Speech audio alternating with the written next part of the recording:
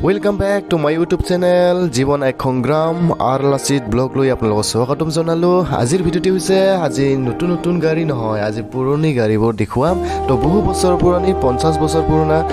আগৰ দিনৰ গাড়ীবোৰ আজি আপোনালোকক মই দেখুৱাম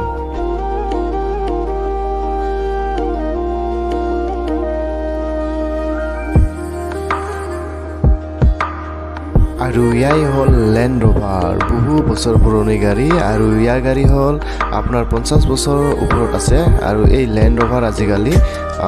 পাবলৈও টান দেখিবলৈ টান কাৰণ বহু বছৰ পুৰণা গাড়ী আজি মই আপোনালোকক দেখুৱাই আছো তো আপোনালোকে যদি ভাল লাগে লাইক শেয়াৰ সাবস্ক্ৰাইব কৰিবলৈ কেতিয়াও নাপাহৰিব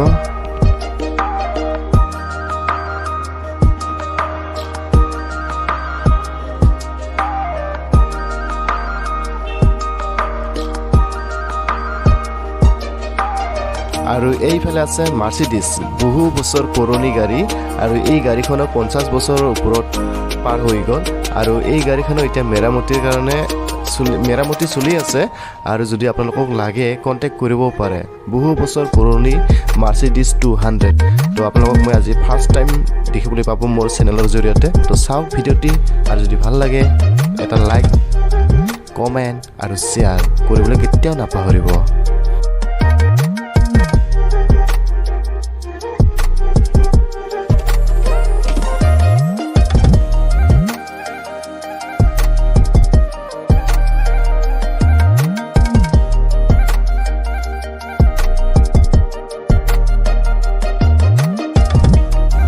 আৰু এই গাড়ীখনৰ বিশেষ গুণবোৰ আপোনালোকক কম কিছুমান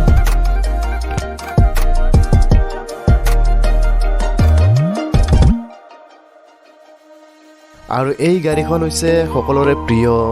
আমাৰ ভাৰতৰ প্ৰথম বুলি ক'ব পাৰি আৰু এই গাড়ীখন হৈছে আপোনালোকৰ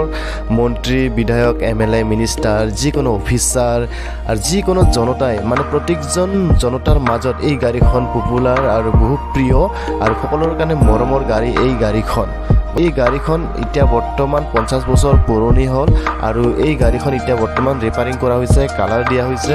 আৰু এই গাড়ীখন বিক্ৰী কৰা হ'ব আৰু যদি কোনোবাই যদি নিজৰ ব্যক্তিগতভাৱে ঘৰৰ কাৰণে এটা ৰাখিব বিচাৰে